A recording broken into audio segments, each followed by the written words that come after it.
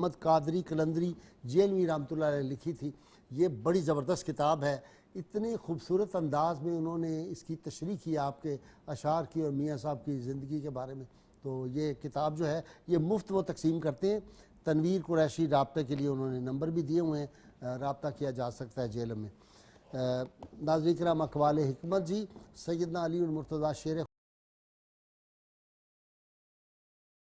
खुदा इरशाद फरमाते हैं, इंसान की वक्ती 5 बातों में है। बीवी मुवाफ़िक हो, औलाद नेक हो, भाई मुत्तकी हो, पड़ोसी नेक हो और उसका रिस्क उसके अपने शहर में उसको अवेलेबल हो।